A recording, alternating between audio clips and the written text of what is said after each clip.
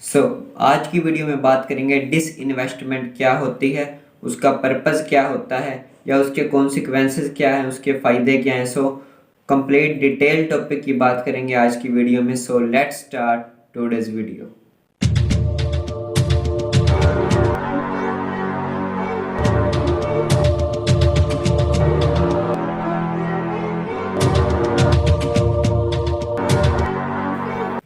आज की वीडियो में हम बात करें डिसइन्वेस्टमेंट क्या होता है। तो सबसे पहले इसका मीनिंग समझने की कोशिश करते हैं। Disinvestment is an act done by any organisation or government to raise fund by selling off its ownership or stakes.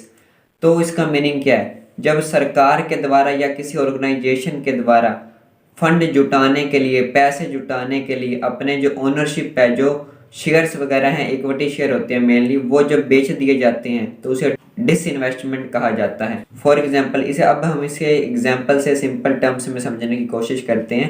Disinvestment is taking your money out of the companies you invested in. तो जिस company में आपने invest किया है उसमें से जो investment है उसे विड्रॉ करना, वो डिसइन्वेस्टमेंट कहलाएगा। फॉर एग्जाम्पल, राम ने 10,000 शेयर किसी कंपनी में इन्वेस्ट किए थे 1,00,000 रुपये, यानी कि 10,000 शेयर 10 रुपये का एक था और 1,00,000 रुपये उसने 1 साल पहले इन्वेस्ट किए थे। लेकिन आज वो 1,00,000 रुपये के वही शेयर बेच रहा है, यानी कि वो डिसइन्वेस्टमेंट कर रहा है, क्योंकि वो लगाए हुए पैसे विड्रॉ कर रहा है, वापस निकाल रहा है। तो इसे कहेंगे disinvestment. The word disinvestment is generally used in the construct of PSUs, यानी कि पब्लिक सेक्टर अंडरटेकिंग। तो जो पब्लिक सेक्टर अंडरटेकिंग होती है, जो पब्लिक सेक्टर होता है, पब्लिक सेक्टर क्या होता है इसकी वीडियो ऑलरेडी अपलोडेड है, लिंक डिस्क्रिप्शन में मिल जाएगा। तो पब्लिक सेक्टर अंडरटेकिंग के बारे में मेनली ये वर्ड यूज़ किया जाता है, यानी कि जो गवर्नमेंट के अंडर में आती हैं जो कंपनीज, जो अंडरटेकिंग्स, उनसे रिलेटेड ये वर्ड ज़्यादातर यूज़ किया जाता है। Disinvestment can also be defined as action of an organisation selling or liquidating an asset or subsidiary. तो जो हमने पहले बात की थी कि डिसइन्वेस्टमेंट ये भी कह सकते हैं कि जब किसी कंपनी या ऑर्गेनाइजेशन के द्वारा अपनी एसेट्स को बेचा जाता है या अपनी सब्सिडरी को लिक्विडेट किया जाता है तो उसे भी डिसइन्वेस्टमेंट कह सकते हैं, यानी कि लगाए हुए पैसे वापस निकाल लेना। When government sells its shares in PSU, तो जब गवर्नमेंट पब्लिक सेक्टर अंडरटेकिंग में से अपने शेयर को बेच देती है, यानी कि जो इन्वेस्टमेंट की हुई है वो निकाल लेती है। Companies where government has more than 51% ownership. तो सबसे पहले तो PSU किसे कहेंगे? पब्लिक सेक्टर अंडरटेकिंग सिर्फ उन्हीं कंपनीज को कहेंगे जिसमें सरकार का, गवर्नमेंट का शेयर 51% से ज़्यादा है। तो जब इस तरह की कंपनी से सरकार अपने पैसे निकाल लेती है, विड्रॉ कर लेती है और उन्हें प्राइवेट एंटिटीज़ को बेच देती है, यानी कि जो ओनरशिप प्राइवेट हाथों में सौंप दी, उसे कहा जाएगा डिसइन्वेस्टमेंट। तो हमने डिसइन्वेस्टमेंट को समझने की कोशिश की अभी तक कि पैसा जो लगाया हुआ है वो वापस निकाल लेना डिसइन्वेस्टमेंट कहलाता है। सरकार अपनी PSU, जो पब्लिक सेक्टर अंडरटेकिंग है, यानी कि जिन कंपनी में सरकार का 51% से ज़्यादा का शेयर है, उसमें से जब लगाए हुए पैसे, अपने शेयर्स, जो स्टेक है गवर्नमेंट का, वो प्राइवेट पर्सनस को बेच दे, उसे डिसइन्वेस्टमेंट कहेंगे। तो ये अभी तक हमने इतनी बात की है। In most context disinvestment typically refers to sale from the government partly or fully of a government owned owner price. तो ज़्यादातर ये वर्ड पब्लिक सेक्टर अंडरटेकिंग के लिए ही यूज़ होता है, यानी कि जो गवर्नमेंट के अंडर होती हैं और जिसमें गवर्नमेंट बेच देती है अपना हिस्सा, या तो पूरी तरह से या उसका कुछ हिस्सा भी बेच सकती है। यानी कि अगर किसी कंपनी में गवर्नमेंट की ओनरशिप 100% है तो हो सकता है वो सिर्फ 10% सेल करे, हो सकता है वो 100% सेल करे, या फिर हो सकता है वो 40% सेल करे। तो ये गवर्नमेंट के हाथ में कि वो कितना हिस्सा बेचना चाहती है। The government in July 1991 initiated the disinvestment process in India. तो जो सरकार ने 1991 में सबसे पहले डिसइन्वेस्टमेंट को स्टार्ट किया था, while launching the new economic policy. तो जब 1991-2 के आसपास की बात है, जब नई इकोनॉमिक पॉलिसी आई तब गवर्नमेंट ने डिसइन्वेस्टमेंट करनी शुरू की थी। The government had appointing the Krishna Murthy committee in 1991। 1991 में गवर्नमेंट ने कृष्णा मूर्ति कमेटी बनाई एंड रंगराजन कमेटी इन 1992, और 1992 में रंगराजन कमेटी बनाई। Both the committees have recommended the disinvestment due to poor performance of PSU। तो दोनों ही कमेटी ने सरकार को कहा कि जो पब्लिक सेक्टर अंडरटेकिंग है इनकी परफॉर्मेंस, इनके हालात बहुत ही ज़्यादा ख़राब हैं, इसलिए इनमें से अपना पैसा निकाल लेना चाहिए, डिसइन्वेस्टमेंट करनी शुरू कर देनी चाहिए। तो अब बारी आती है इसका पर्पज़ क्या है।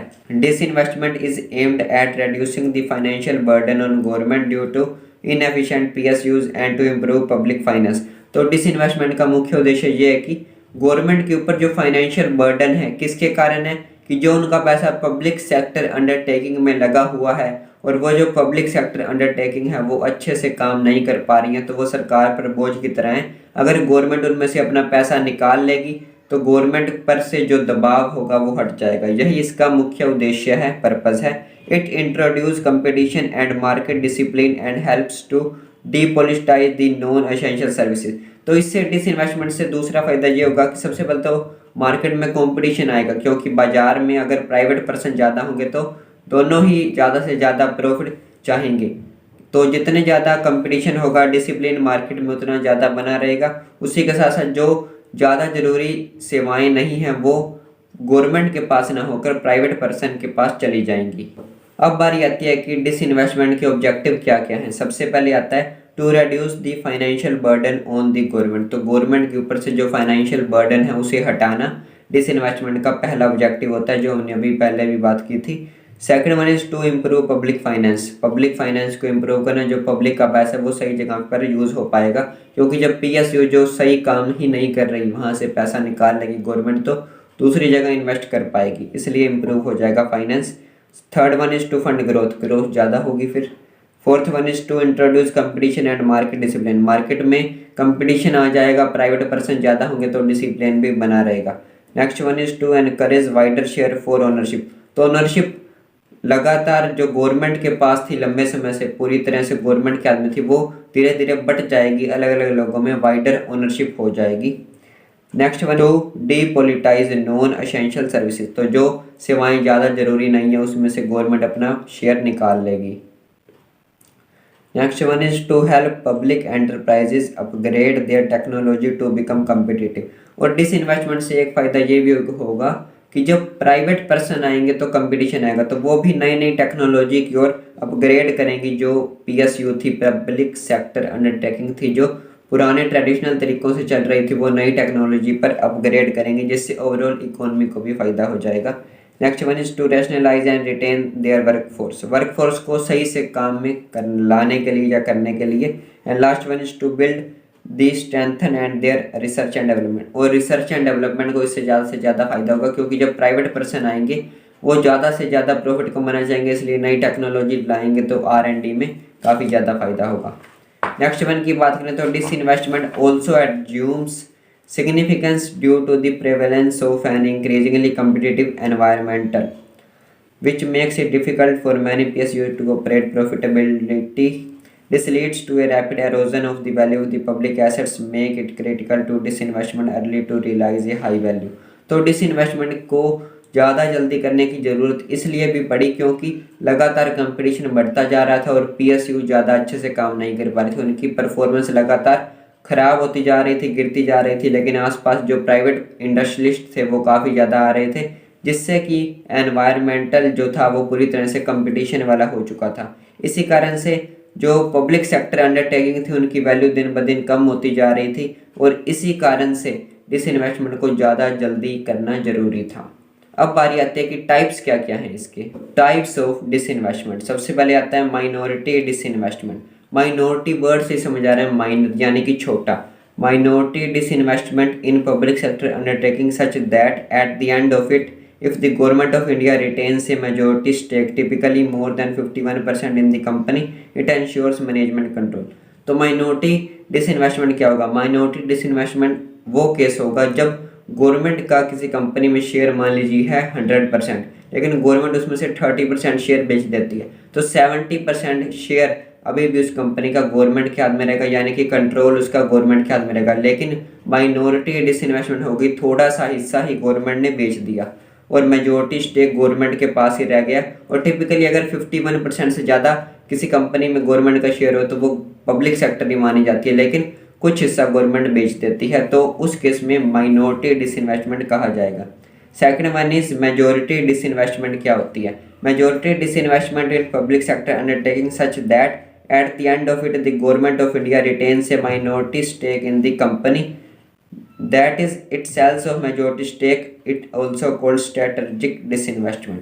तो मेजोरिटी डिसइन्वेस्टमेंट के केस में क्या होगा कि अगर गवर्नमेंट का किसी कंपनी में 100% शेयर है तो उसमें से मान लीजिए गवर्नमेंट ने 80% शेयर बेच दिया तो गवर्नमेंट के पास रह गया सिर्फ 20% शेयर, तो इसे कहेंगे मेजोरिटी डिसइन्वेस्टमेंट, यानी कि ज़्यादा से ज़्यादा पैसा निकाल लिया और सिर्फ माइनर छोटा सा हिस्सा ही गवर्नमेंट ने उस कंपनी में रखा।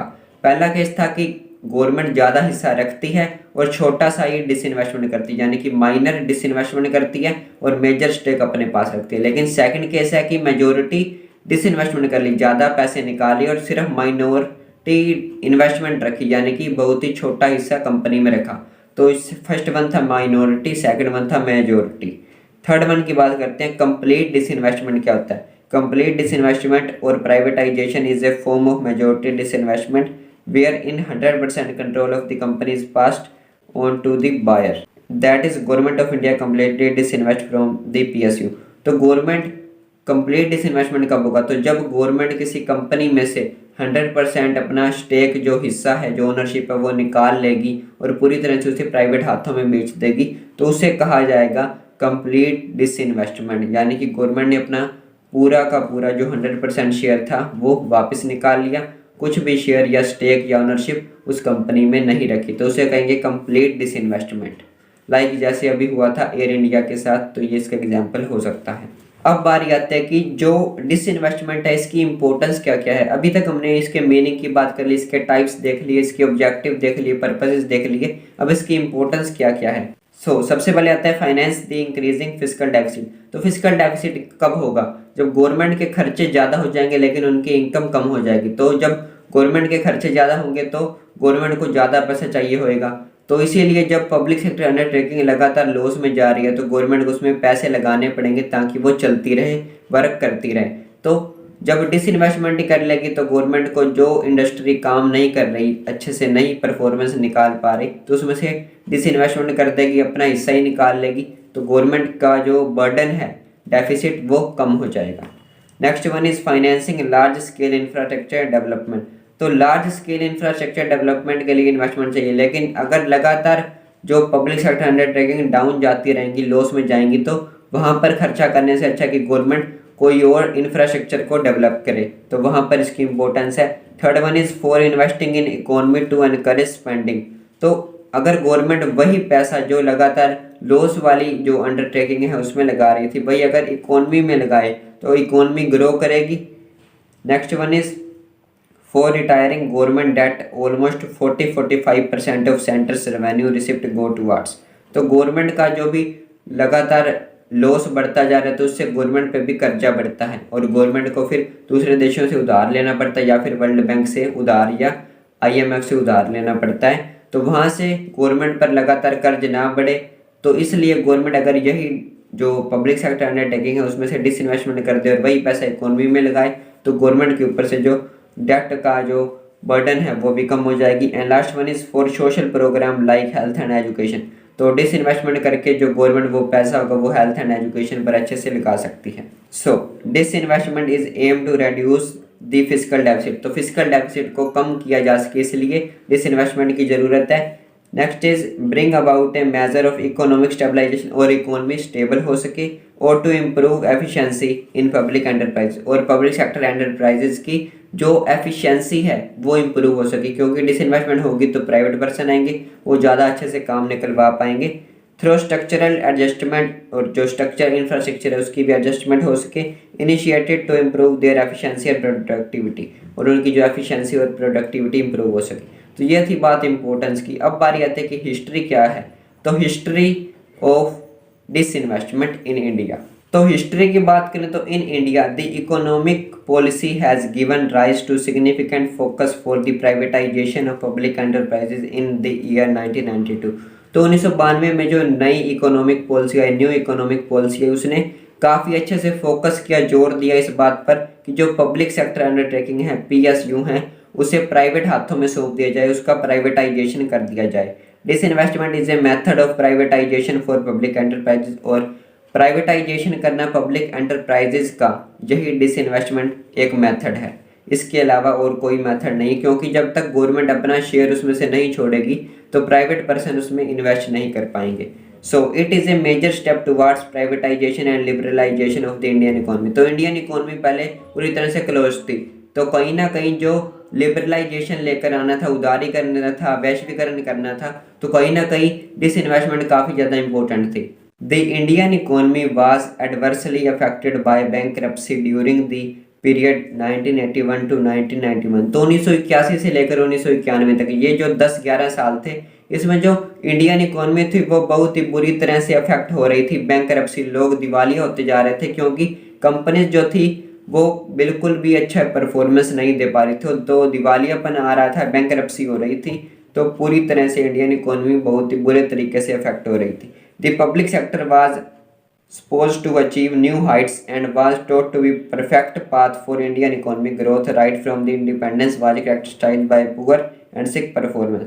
तो कहीं ना कहीं जब इंडिपेंडेंस के बाद वहाँ पर सोच थी कि जो एक सही पाथ पर इकोनॉमी जाएगी और काफ़ी अच्छे से ग्रो करेगी, लेकिन पब्लिक सेक्टर तो नई ऊंचाइयां छूने की जगह लगातार डाउन होता ही जा रहा था। तो इसीलिए in 1991 there was 236 operating PSUs of which only 123 were profit making. और इसका अंदाजा इसी बात से लगाया जा सकता है कि 1991 में 236 पब्लिक सेक्टर अंडरटेकिंग में से सिर्फ और सिर्फ 123 ही प्रॉफिट में थे, बाकी सभी लॉस में ही जा रही थी। Major disinvestment steps were taking in the past by BJP led NDA government in the tenure between 1999 to 2004।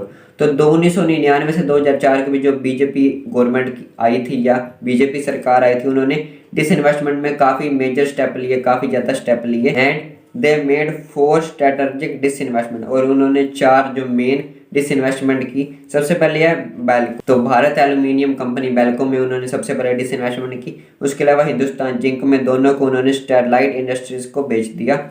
उसके बाद Indian petrochemical corporation limited IPCL को रिलायंस इंडस्ट्रीज को बेच दिया। उसके अलावा BSNL को टाटा ग्रुप को बेच दिया। तो ये जो 4 मेन उन्होंने डिसइन्वेस्टमेंट की, इसका जिक्र काफ़ी ज़्यादा आता है। उन्होंने 1999 से 2004 के बीच मेनली ये 4 डिसइन्वेस्टमेंट की। तो अब बात आती है what is the current disinvestment target in India. Currently जो बात करें हम लेटेस्ट, तो उसमें डिसइन्वेस्टमेंट टारगेट क्या है इंडिया में, तो 2019 के आसपास की बात करते हैं। The government in its interim budget 2019 set the disinvestment target of financial in 2019 set the disinvestment target of financial year to 2019-2020 at 90,000 crore, higher than the rupees 80,000 crore budgeted for the ongoing year that is said would be exceeded। तो कहीं ना कहीं जो 2019-20 वाला जो budget government ने पेश किया था फाइनेंशियल ईयर का, तो 90,000 करोड़ से ज़्यादा का जो डिसइन्वेस्टमेंट का टारगेट रखा गया था। The government had raised 35,532 crore from disinvestment till December of 2018। तो दिसंबर 2018 तक 35,532 करोड़ रुपए डिसइन्वेस्टमेंट से गवर्नमेंट ने जुटा लिए थे। तो ये थी बात डिसइन्वेस्टमेंट के टॉपिक की, उसके मीनिंग की, उसकी हिस्ट्री की, उसकी ऑब्जेक्टिव की, उसकी इंपॉर्टेंस की और उसके टाइप्स की। तो यही था इस वीडियो में। लास्ट काफ़ी सारे टॉपिक हैं जो इंडस्ट्रियल इकोनॉमिक के अपलोड हो चुके हैं, आपको प्लेलिस्ट सेक्शन में जाना है, वहाँ पर कंप्लीट प्लेलिस्ट मिल जाएगी। तो यही था इस वीडियो में। Thanks for watching.